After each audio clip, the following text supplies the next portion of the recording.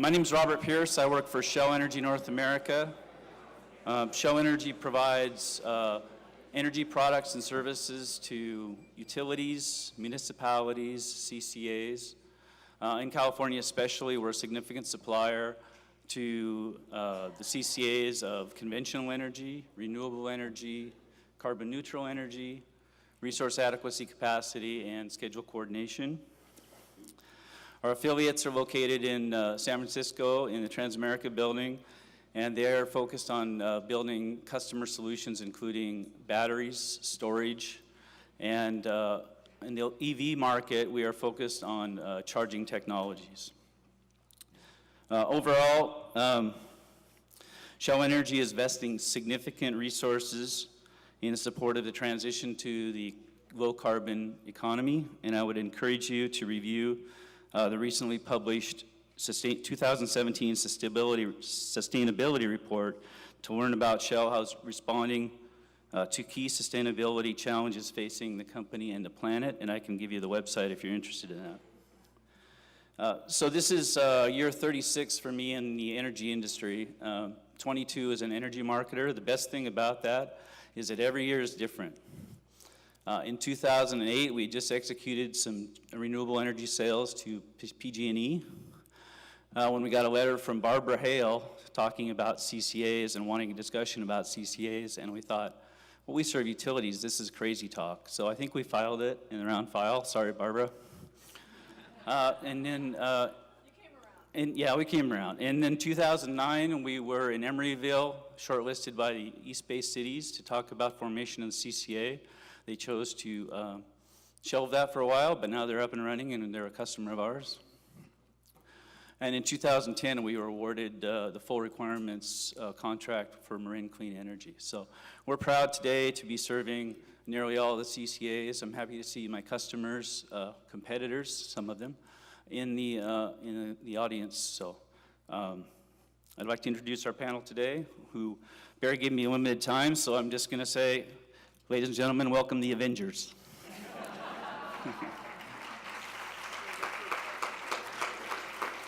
And as they come up, Beth Vaughn is with the Cal CCA, Barbara Hale is with the San Francisco Municipal Power Utility, Benjamin Cardenas wanted extra time, and so I tell him he's representing Pico Rivera and the city's CCA. Jeff Cyphers, you met. Jan Pepper, I've known for many years at our other utilities, and she's with Peninsula Clean Energy. Jason Caudell is Deputy City Manager for Lancaster and instrumental in the formation of Lancaster Power Authority at California Clean Energy and Lancaster Choice. Ted Bardacke, I hope I pronounced that right, is the Executive Director of Clean Power Alliance in Southern California. With that, thank you very much. Enjoy the panel and the reception. Thank you.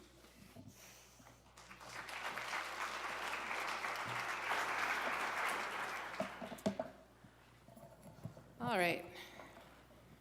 Last panel of the day, and then the networking session. But I know you've all been waiting for this. This is the big one where you get to quiz the CEOs. So before I get started, I just want to echo Jennifer's thanks to Ann, Barry, Woody, and the whole gang for an incredible couple of days. It is no small feat to pull something like this together. And you've done an excellent job. So thank you very much.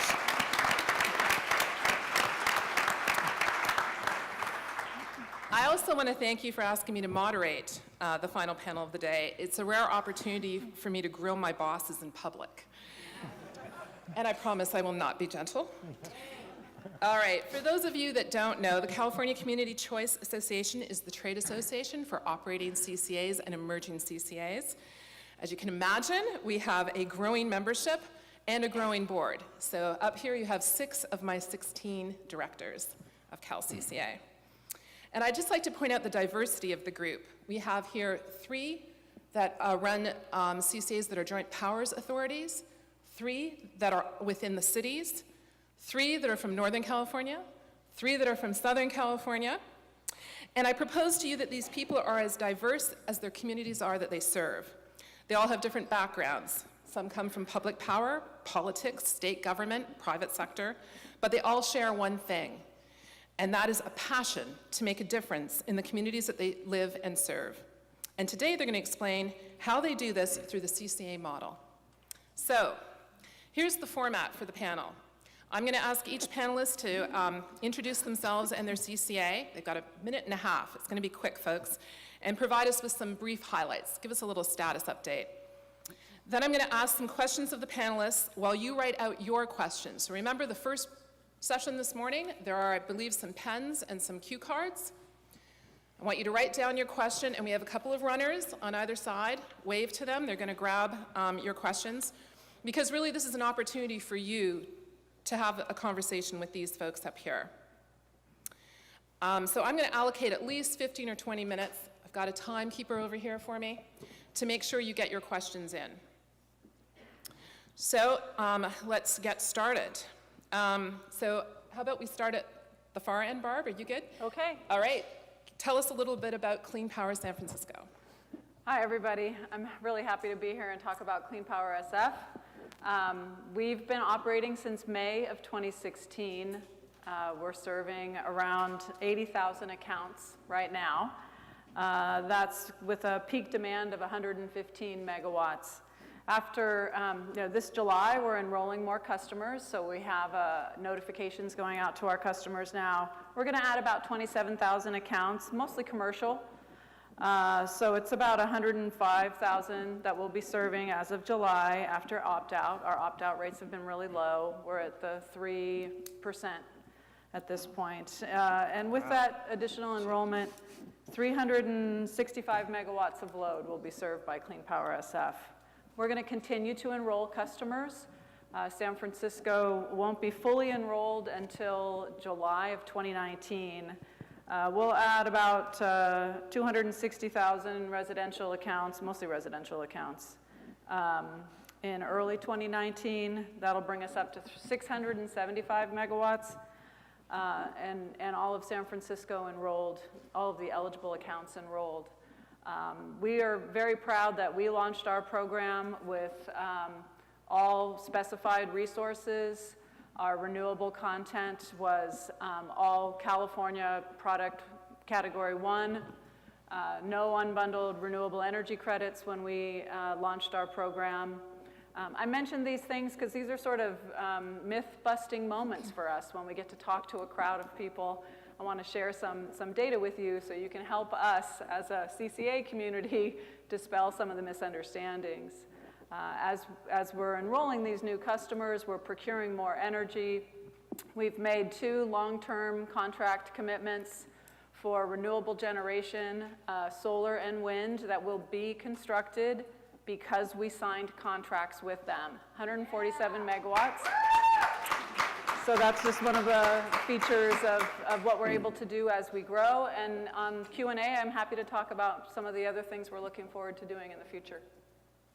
Great. Thank you, Barb. Jan Pepper, CEO of Peninsula Clean Energy. It's amazing to be here. I was at this conference 2 years ago. I think it was in San Jose, in a room about a quarter this size. And so it's just really great that there's so much interest in CCAs and that all of you are here today. So thank you for staying until the happy hour.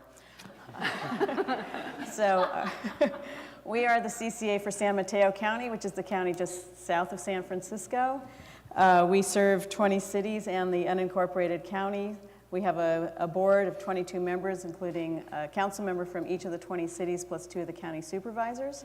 And my board chair is right here, Jeff Alfs from Portola Valley. And in fact, Portola Valley opted as a city to go 100% renewable. So I think they're the first city in the United States where everyone is being served 100% renewable power. We had unanimous votes in every jurisdiction in San Mateo County to become a part of Peninsula Clean Energy. And I may be biased, but I think I've got the greatest board to work with. We have about 290,000 accounts in our jurisdiction. We launched in our first phase in October of 2016 and our final phase in May of 2017. So we have now been operating for our full load for over a year. So I think we are now a toddler as opposed to just a newborn. So we're walking and we're getting into things. In a good way. In a good way, of course. We have our main product, Eco Plus, is 50% renewable, 85% GHG free, and we're pricing it 5% below PG&E. So we've been able to save the residents and businesses in our county $17 million annually because of that discount, so that can be reinvested into the community. We have a goal of 100% renewable by 2025 and matching our supply to our load on an hourly basis. And we're studying storage very closely as to how we can make that happen. We have signed a number of PPAs. We've signed, I think, 9 PPAs so far. 2 of them are for new solar projects. One is a 200 megawatt solar project that's going to be built in Merced County. We'll be having a groundbreaking for that in November. There's a project labor agreement for that, and that project, you bet, and that project will begin generating towards the end of 2019, and we've signed another new solar project in Kings County for 100 megawatts, and that will be starting generation at about the same time. And I'm happy to answer other questions later. I was going to say, you're leaving me with no questions to ask you. That's it. Toddler That's it. over there. That's it. Okay. In the corner. All right. Ben Cardenas from the city of Pico Rivera, and they run the CCA that we lovingly call Prime. Dobry den, kak de la, mnie se bud Ben Cardenas. Good afternoon. How are you? My name is Ben Cardenas. I'm learning Russian, so I just wanted to throw it out there so I can tell my daughter I'm practicing in front of a large crowd. I'm so happy to be here.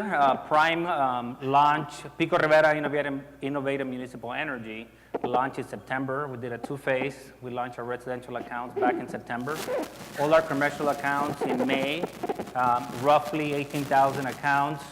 Our current opt-out rate is less than 4%. We're very proud. Our base product is 50% renewable, and we also have 100% product as an opt-out product for an additional price. And we couldn't have done this without the expertise and the wonderful partnership we did with Lancaster. We tried to explore this a year prior. We knew we didn't have the in-house capacity to launch in such an endeavor if it wasn't because Lancaster had already got in front of us, and we capitalized on all their expertise and all their experts. And our program is doing extremely well. We have, in a way, introduced something to our governing body that gives them the vision for 21st century government. I think that's something that during the question and answer, I'd like to explain why that matters, why Pico Rivera community that is about 9 miles out from LA Southeast, which is 9 square miles, 60,000 residents, why this is important for them and why they have in common with San Francisco or any other CCA. So I'm happy to be here. And Ted Bardacke, Clean Power Alliance. Hi, good afternoon. Back in front of you again. So Clean Power Alliance of Southern California, we're unincorporated LA County, unincorporated Ventura County, and 29 municipalities within those 2 jurisdictions. It's about 1 million eligible accounts with an annual load of eligible annual load of just over 15,000 megawatt hours of energy. It's a steep hill to climb. We started with municipal accounts in unincorporated LA County in February. We'll roll on 30,000 non-residential accounts on June 25th, and the remaining, call it 950,000 over the course of 2019. Couple of things about something as large as ours. One is on our rate products. We offer a 36% renewables, a 50% renewables, and a 100% renewables. And one of the things that we've sort of marketed to our cities is they get to choose which default rate for their jurisdiction. And we have cities that have chosen 36, and we have cities that have chosen 50, and we have cities that have chosen 100. We have 5 cities that have chosen 100% renewables for their default product. And so we're kind of like within the choice movement, we're also like offering a bunch of choice. which makes it somewhat complicated on the procurement side, but very sort of member agency friendly. I see as themes, I heard opt-outs and long-term procurement. So in terms of long-term procurement, our strategy is we're kind of waiting until we see what happens with the PCIA. We're not up and running hard enough to be like Jan and sort of have a full year of load and see what comes out there. So, were the GAM proposal, God forbid, go forward, we would get allocated a bunch of contracts, and then that would change our long-term procurement strategy. And so we're just, so for all of you developers out there who've given me your cards, just sit tight for a couple of months, and we'll be out there, because there is 1,500. Let him be the newborn for a few more months. That's right. And then in terms of opt-outs, like Prime and like Lancaster, in Southern California, we're kind of like cool. We don't care too much about some things sometimes. So as of last week, we had sent out 2 pre-enrollment notices. We're 19 days away, 20 days away from launch. We had 69 opt-outs. What? That's great. 69 opt-outs.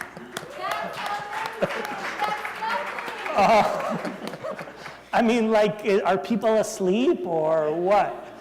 Explain it to them. So, It's big deal. so now the caveat to that is we do believe that our load is also unlike anything ever attempted in the CCA space. We have aerospace, we have drop forge, we have wastewater treatment, we have a huge manufacturing base that is, emblematic of Southern California, that we don't know how it's going to react. And those 69 opt-outs could be 3% of our load. So take that with a little bit of grain of salt and see how we do along the way with a customer base that is unexplored within the CCA community. Great. All good stats, good info. Jason Cottle from Lancaster Choice Energy. Yes, welcome and thank you. I'm wearing 2 hats today. One is I'm the Deputy City Manager for the City of Lancaster and manage with a group of consultants and great employees, the LCE. I'm also the Deputy Executive Director for the California Choice Energy Authority, which is a hybrid JPA, which Ben alluded to earlier. We have 4 operational CCAs under our belt. It's Rancho Mirage, San Jacinto, Pico Rivera, and the City of Lancaster. We like to think we're a 4 cities by cities.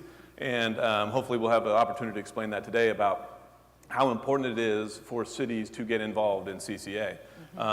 Individually, as well as collectively, we have great power and great authority that we can manage, and we can really impact so many things in the energy market, as well as from a carbon footprint perspective to an operational perspective to everything we do. And the CCA that we represent is a little different in a hybrid. It's a JPA of CCAs. So Ben manages his own CCA with our assistance.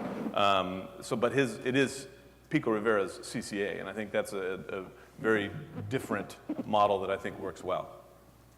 Excellent. Thank you. And Jeff Cyphers from Sonoma Clean Power. So I'll say a couple things new. Sonoma Clean Power serves Sonoma County and Mendocino counties.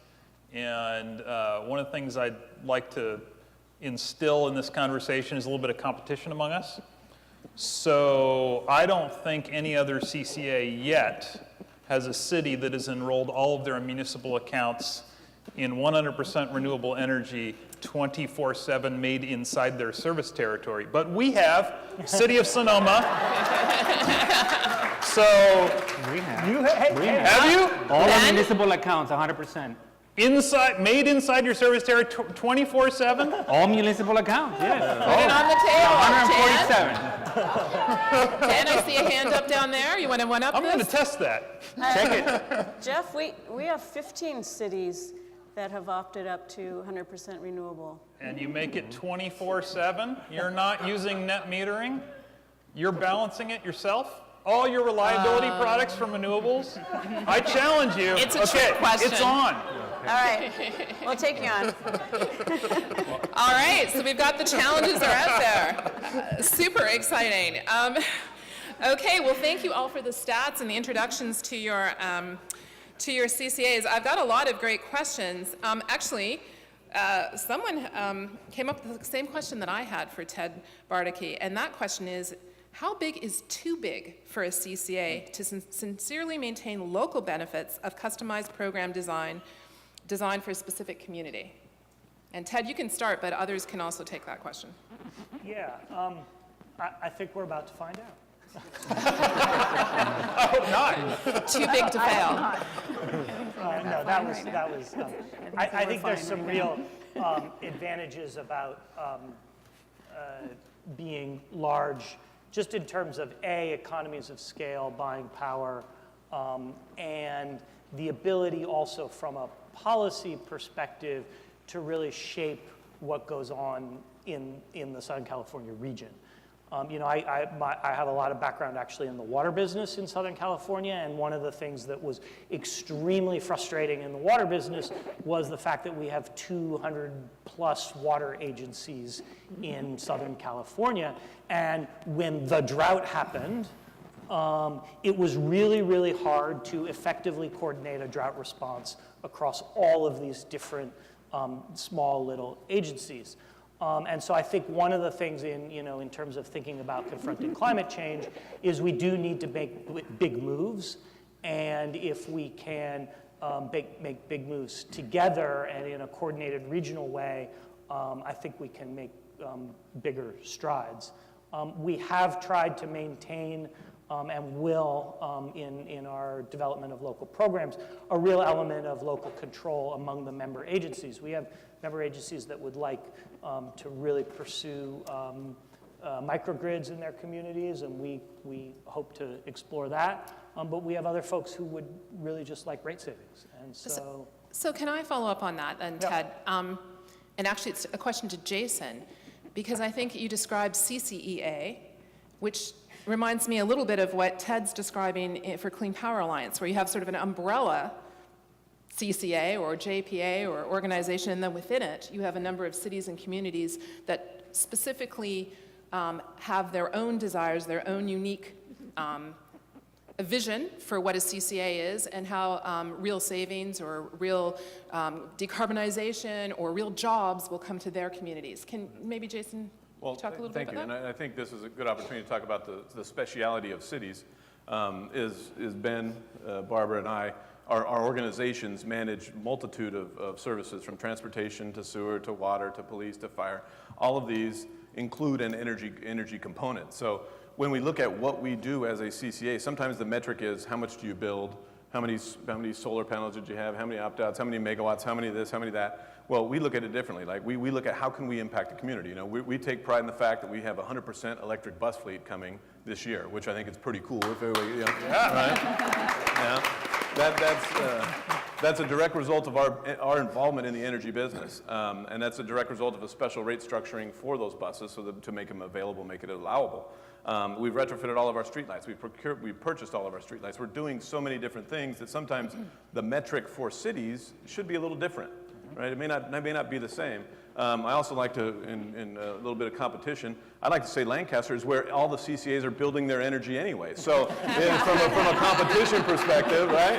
From a competition's perspective, I'm pretty proud of that, right? And that's part of being a city, right? We control our land use so that we hopefully that pricing is lower because they're building in Lancaster. Not only is sun's pretty good, but our regulatory process makes it really easy for developers to build, which then translates to pricing for everybody else at this panel. So as cities, I think we have to look at ourselves as a different metric and push the envelope forward on many different fronts. Great. So Jason, I'm going to follow up on the city concept that you made, and I want to throw this out to Barb. I don't know how many of you know, but Clean Power SF is somewhat unique up here when we talk about the different models, in that it's part of the San Francisco Public Utilities Commission. So my question to you, Barb, is what is the added value of Clean Power SF, and what is the benefit that brings to your customers and the broader community in this integrated forum? Yeah, so San Francisco, we've operated our own publicly owned utility for over a century.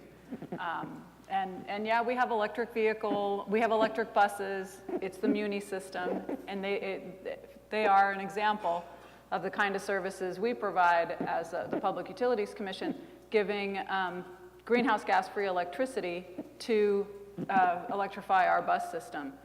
So San Francisco has a very long history of being that forward-thinking community. We've been greenhouse gas-free, saving, gosh, like $40 million a year for all of our city and county services, saving $40 million a year off of electric costs by being the provider of electricity for San Francisco.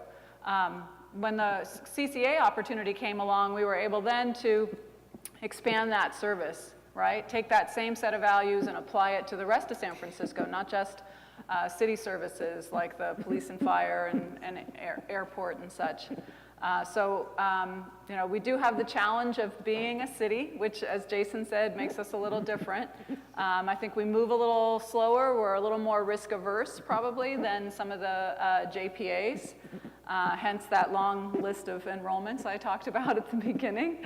But really, it's just an ability to extend that same set of values that we as a community have had, that San Francisco is known for across the nation, to all of our residents and businesses. We also have the unique challenge of being the city that is PG&E's headquarters city. And I think that was certainly more challenging when Marin was launching, and PG&E and Marin were really going at it in a very negative way.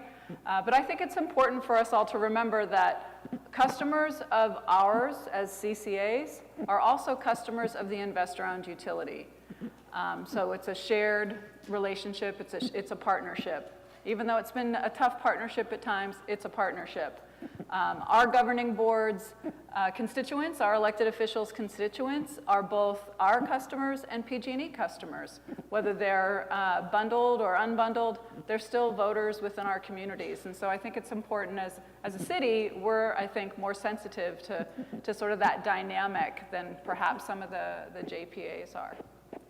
Okay, I've got a whole bunch of really good questions here, but before I go to that, I actually just want to ask Ben a question. So I know I'm kind of picking on the cities here, but you and I had a discussion about this. There's been a lot of discussion lately about CCAs disrupting California's retail energy sector, but how are CCAs transforming government? I heard a little bit there from some of the other cities, but I know you in particular have been thinking about this.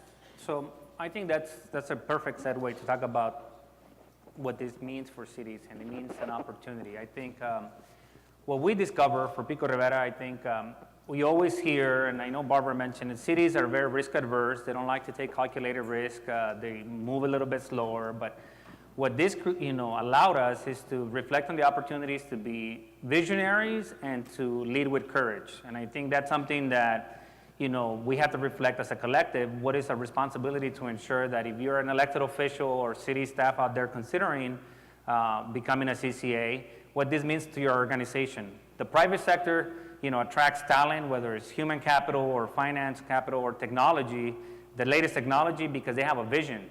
And when they have a vision, they communicate it. When you're a city, you have to figure out a way to educate your governing body to come up with a vision and lead with courage. Elected officials or staff always like to talk about what it means to develop a strategy for 21st century government, but they are trying to do it with 20th century tactics on 19th century technology. And I think you try to introduce new ideas, new technology, and they become very risk adverse in terms of like being bold and taking a stand and what this means.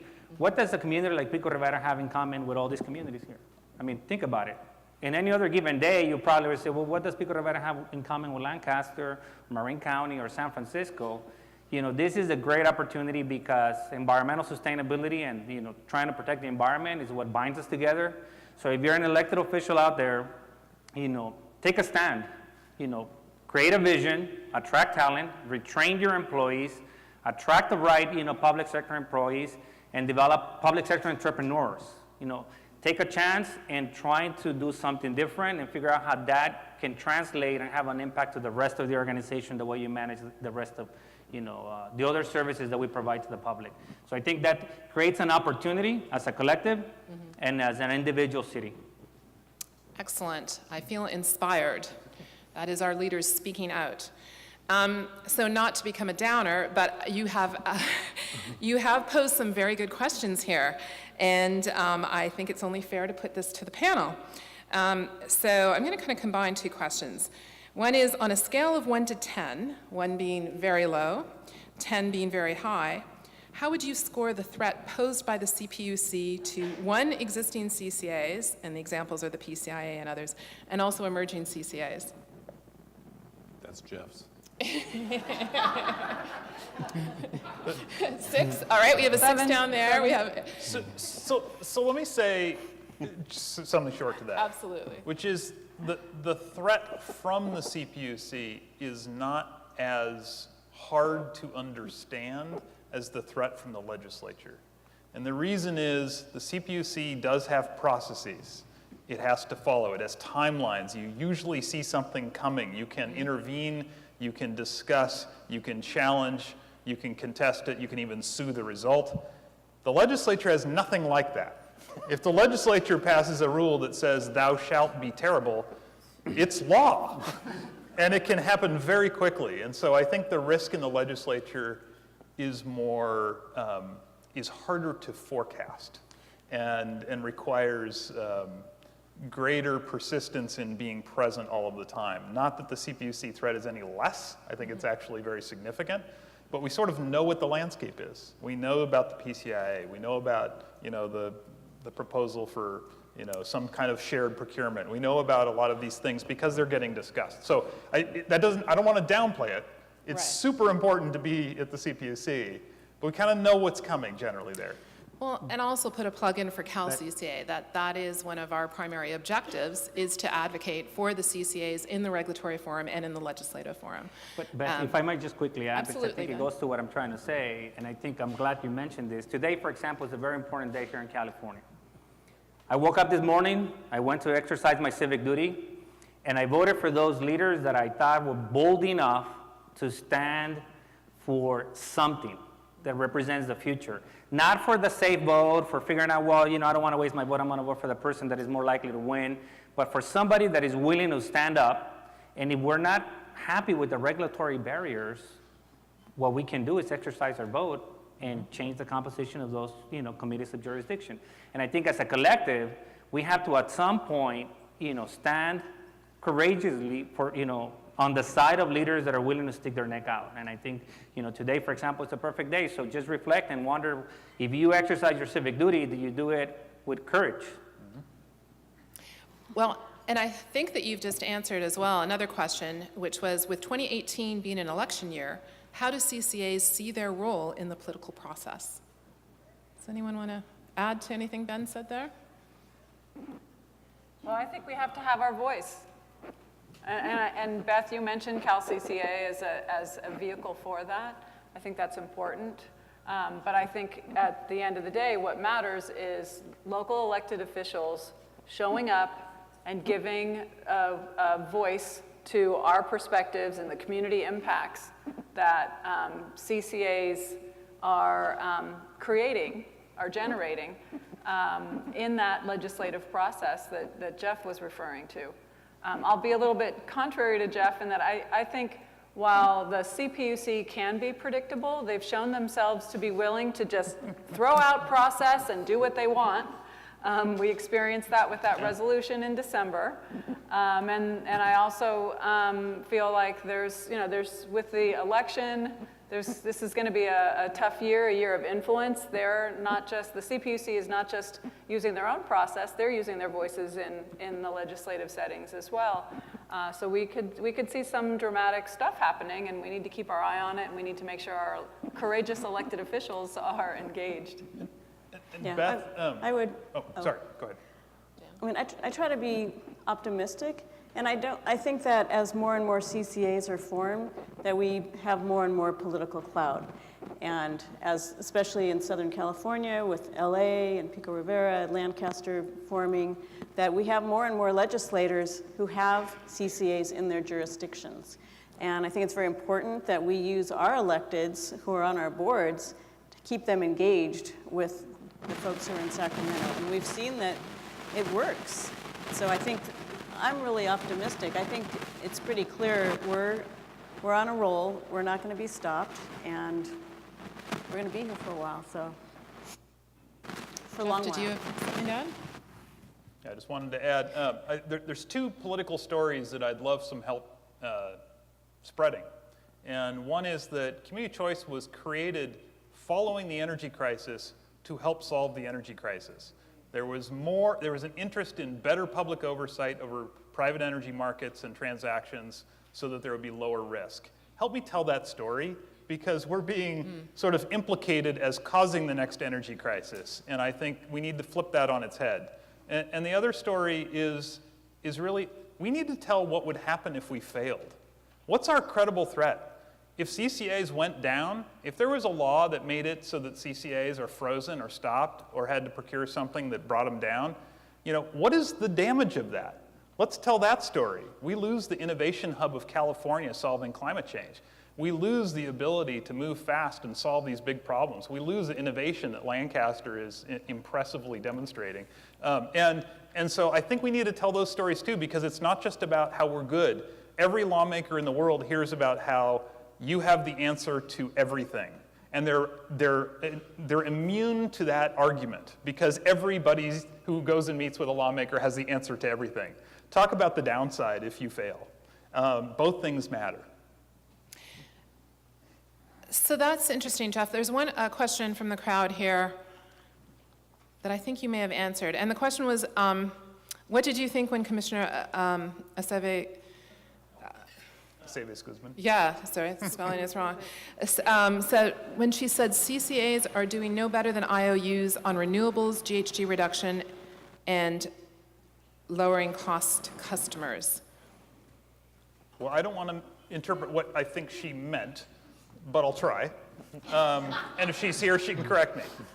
I think what she meant is state policy is driving all electric providers towards similar outcomes. I don't think she was necessarily saying we're at the same place at any given moment, but that you can lower the greenhouse gas emissions of every state,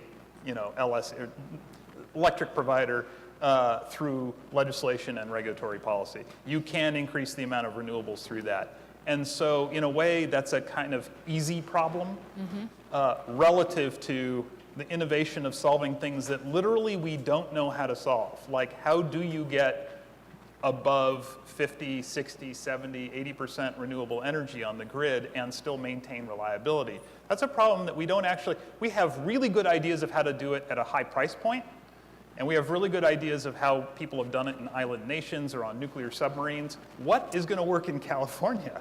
And I think that's the kind of question that I think matters a lot. And I would add, in her defense, is that I think we need to tell our story differently in that, yeah, you're right, everybody can buy 50% renewable energy, but can the utilities do what Jeff's doing with the construction of those new homes? Can they electrify a bus fleet? Can they, do these things that we're all doing? And they can't. And that's the story that needs to be told is, yeah, they can buy 50% renewable. We all can buy 50% renewable or 100% renewable, whatever it is. We all can do that. I don't want to say it's simple, but it's simple. The hard part is being innovative and doing things differently from DER perspective, through the technology that's going to be available to us, to getting in the homes and the people that we serve and talk to, and how do you implement that? The utilities can't do that. We can. And I think that's the story that should be told on a stronger level. And I think I'd also like to give some credit to the commissioner, because I actually wrote this down this morning, where she said the strength of CCAs is our ability to innovate in our communities. So I believe there is recognition of the added values that CCAs bring. I do have some more questions. I have one specifically for Jan Pepper. And sorry, handwriting. You guys have done a good job. If our issue with solar is storage and you are saving the ratepayers 5%, approximately 17 million, have you thought of matching PG&E rates and investing that into electric storage? I think the question is, instead of reducing our rates, why not invest that into storage? Well, actually, we can do both. We don't need to raise our rates to invest in storage. So one of the next things that we're looking at, as I mentioned, we're trying to be 100% renewable and matching our supply and our load on an hourly basis by 2025, and we'll need to do that, I think, with storage. We're in the midst of studying that right now. But because we've been very aggressive in our contracting for power, and we've built up a nice fund of a nice reserve fund that we can use to move our agency to meeting that goal. So I think we're going to be able to do it just based on the results that we have so far. Great. I hope There's I an- answered that question No, adequately. I think Okay. did well there. This is kind of a classic question, one I get a lot as well. Sort of this debate between out-of-territory procurement of renewables versus local resources. So the question is, how does your CCA determine the correct balance of procurement between out-of-territory, likely cheaper utility-scale renewables and other resources that are more local? And the question says it does not apply to Lancaster. You're totally off the hook. I hate local resources. Just quit building them in your community, build them in ours. Does anyone want to take a go at that one? Jan, you want to? Our board has set up a number of goals, and one of our goals is to have 20 megawatts of local renewables. We're in San Mateo County. It's a pretty built-up urban, suburban area. There's a lot of open space, and I've been told by the supervisors that we cannot touch that open space. We can't put solar on there. We can't put wind on there. I said, how about offshore wind turbines? No, can't touch San Mateo County coastline. So, we're looking at, the projects that we contracted with are close as the crow flies. The 200 megawatt solar project is about 100 miles away. But we are having the debate about whether we should be contracting for local renewables close to us versus out of state. How much is it worth it? How much cost savings is it worth to have out of state wind, for example, versus having in-state wind? And it's just basically a philosophical discussion that our board has to have. What are our values? What kind of labor practices do the out-of-state projects have versus the in-state projects? And it's kind of a discussion that we're having right now to determine, as we continue to procure power, what are our values and what is it that our communities feel is important. And certain board members have very strong feelings about some of these issues, and so we're exploring those a lot. Basically, labor practices, environmental practices, versus cost and efficiency. Yep, John? Can Or- I just sorry, add? Ted? Yeah. I think part of setting up the sort of the duality of like expensive local versus cheap utility scale sort of misses some of the point when we get into sort of the ratio, if we just sort of, it's a ratio. Well, it's not a ratio. So I think when we think about, what are the benefits that those different procurement models provide? I think for us, I anticipate it's going to be less about, okay, 10% or 20% or X number of megawatts has to be local, and more, what does that local investment provide? What additional benefit? So is there a workforce development opportunity? Is there a resiliency opportunity so that, that microgrid is around a fire station and a police station? And how can we use the local projects to bring some value to the communities that is frankly non-monetizable, that has a social value but not necessarily an economic value? Because how do you value the fire station not going out in a rainstorm or something like that? So I think for us it's going to be, where do we see those opportunities to bring more value above and beyond the capacity? Because if you just look at it as a capacity perspective, you're going to build everything, you're going to buy Wyoming wind and run a huge transmission line down through Utah. And I mean, if price is your only consideration, that's what you're going to do. And I think one of the things that hopefully that we all bring is sort of this holistic view of how do you bring value in the different kinds of projects. And not just in terms of projects. I mean, we also bring value to our communities, not just because we're building something in the community, but because of the services that we can offer and provide. And community benefits programs are part of what San Francisco does in all of its work. Yeah, John? Just one quick thought is, our customers own enough solar on their rooftops to meet well over 20% of our summer peak, our entire summer peak load. So that's pretty wild when you think about planning for resources. So we are building a few megawatts of local new solar, but that's not our primary focus because our customers have far in excess of 100 megawatts that they've built, and they're building more fast. So I expect another 50 to 100 megawatts of customer-owned solar in the next 5 years. We're going to have plenty of local solar. And so I think it also pays to think about what our customers are doing. And that's going to vary a lot by region. There's actually a question here for you, Jeff, kind of following on that. As the price of renewable energy goes down, will evergreen type programs become the cheapest rate? Well, ultimately, so evergreen is what I've been touting as this 100% 24/7 renewable product that uses carbon-free resources for reliability. Ultimately, we all have to get there.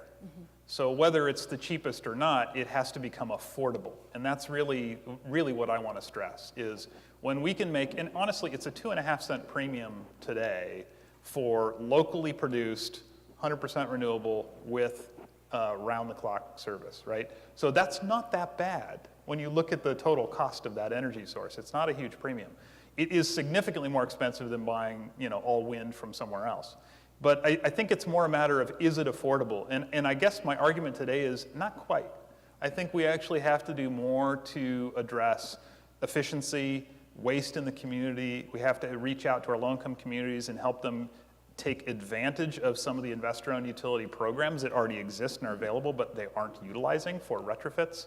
And I think we have a handful of those kinds of things we still have to do before we say everybody gets that kind of resource and we charge accordingly. But ultimately, California's going there.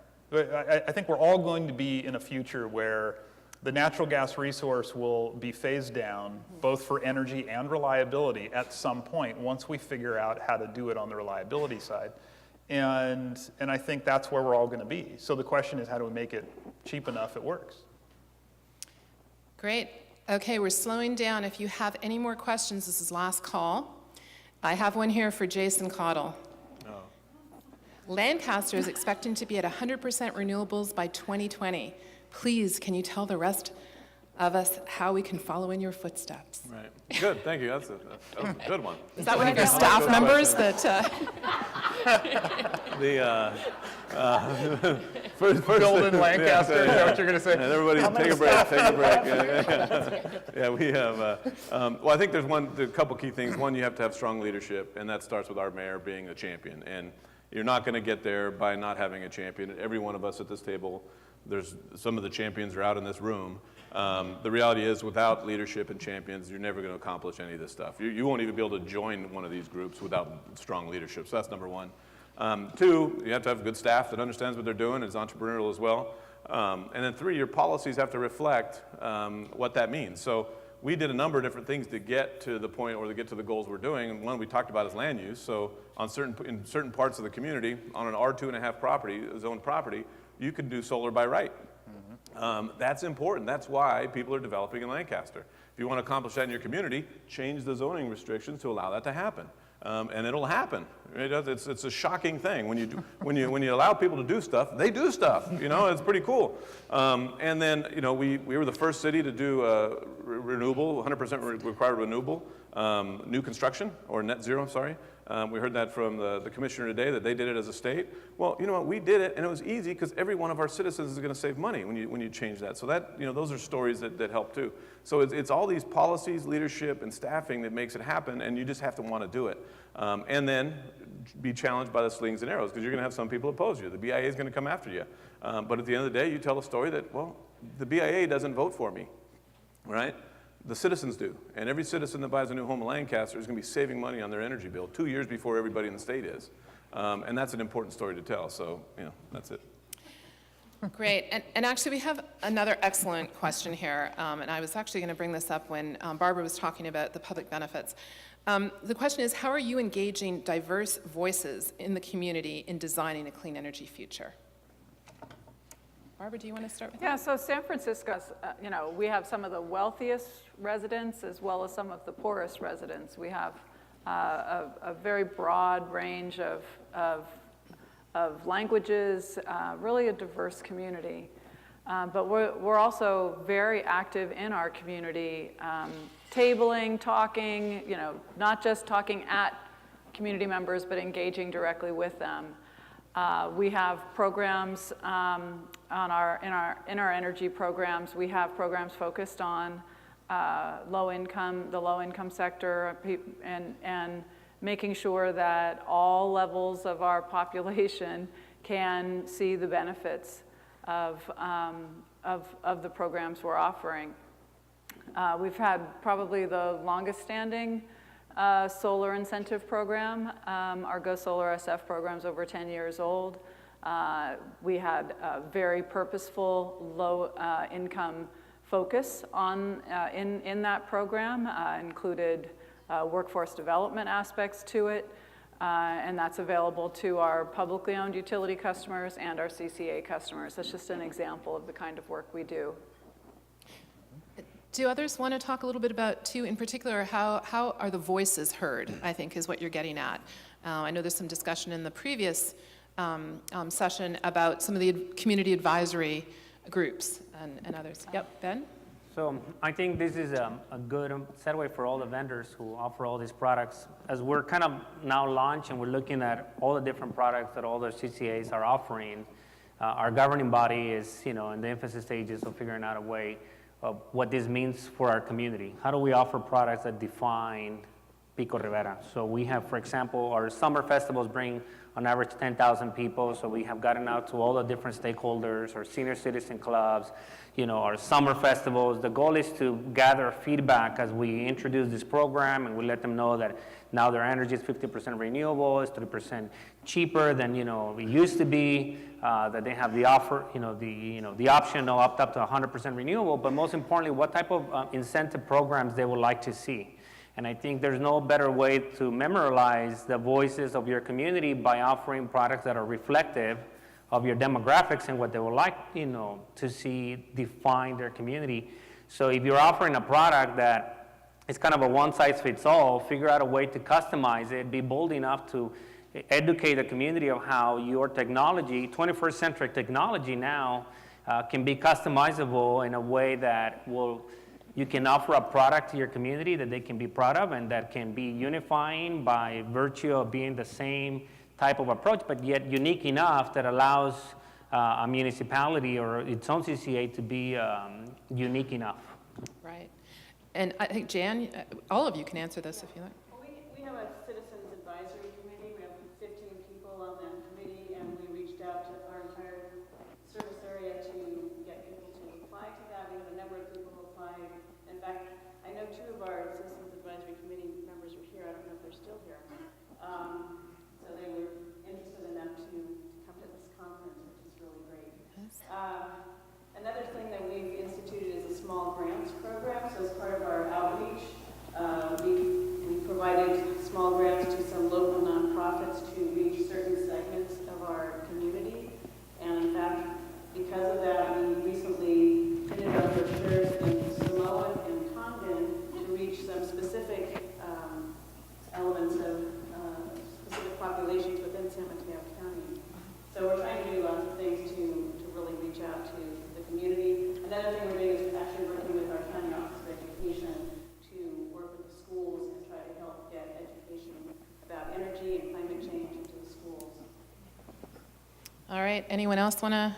Jeff, you want to jump in here? Yeah. One thing we've learned, I guess I'd say the hard way, is that when we invite the community to come in and give us ideas about inclusion and diversity and what we need to be doing, we get 5, 10, 15 people who show up. When we go to the community, we get 200, we get 400, we get large rooms because we're meeting people in their space, in their organization. And so Lucien, we just showed up there recently and they had 200 and something people who could give us a million ideas, including from youth, about what they expect out of a power provider. And it's fantastic. And we just, write stuff down as fast as we possibly can.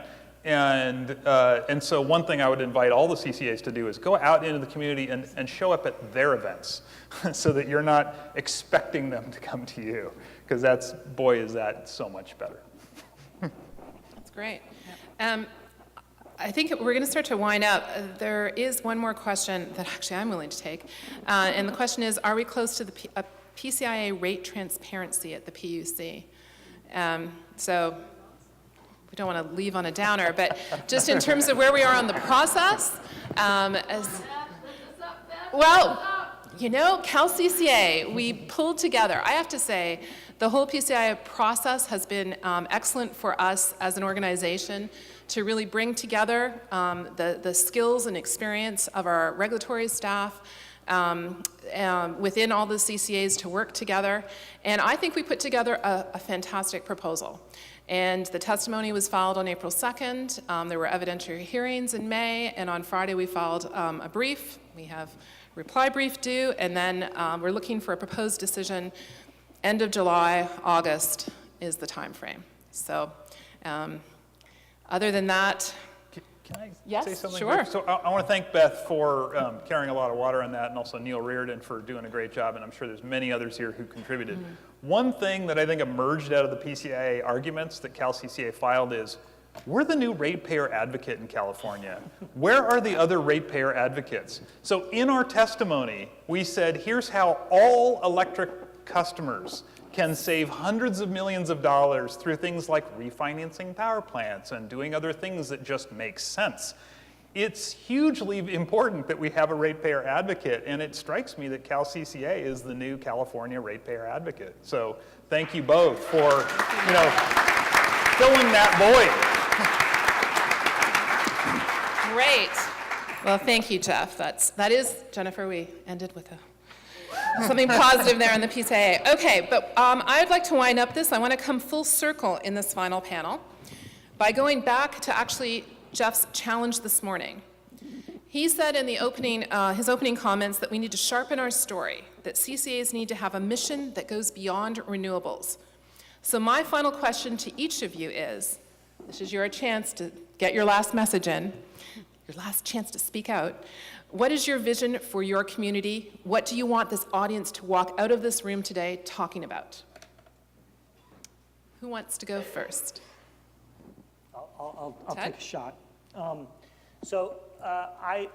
One of the things that I think is important to think about, the next 10 years of the electricity future is sort of how do we engage our customers as co-managers of the electricity system.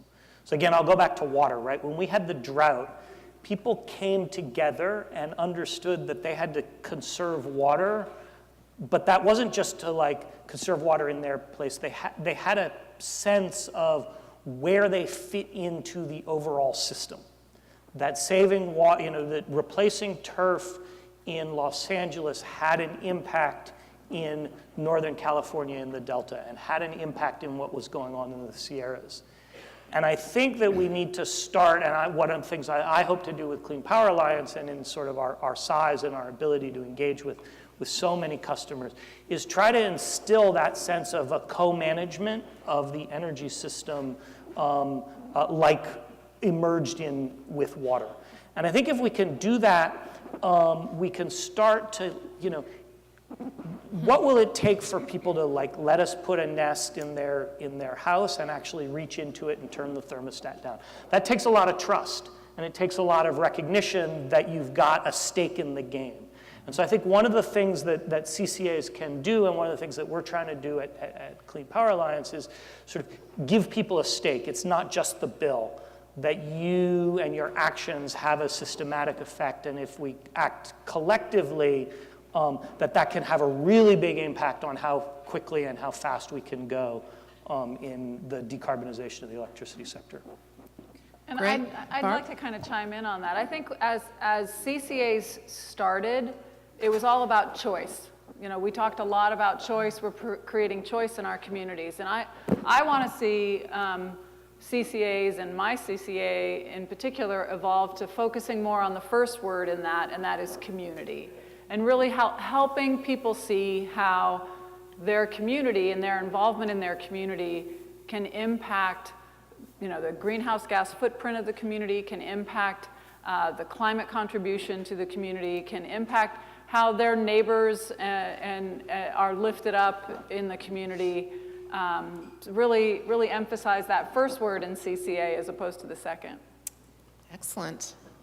And just my last thought is Jason? I think one thing that we never talk about in the room is grid defection and the opportunity for grid defection. And we all benefit from this grid we call this grid, but eventually technology, pricing, and reliability through local governments is going to allow you to disconnect from your grid and work it through your local government, whether that's large scale, small scale, everything else. And I think where we want to look to long term is exactly that. I mean, changing our ordinances to allow somebody to say, I want to unplug, and work with developers, work with technologists to create a system by which reliable, affordable, and managed through a government entity. And I think that's going to change the world.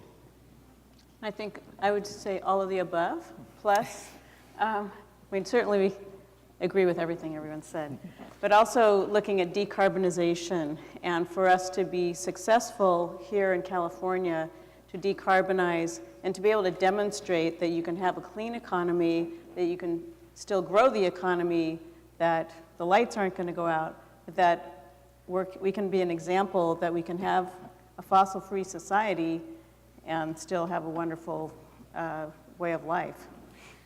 I'd like to say that whether it's the entire CCA movement strategy, whether it's a product that you want to offer to your community, be human-centered. I mean, ultimately ask yourself, is this humanly desirable? I mean, take the change by design approach. Is it humanly desirable? Is it technologically feasible? Is it economically viable? If you can answer those three questions, then lead with courage and be bold.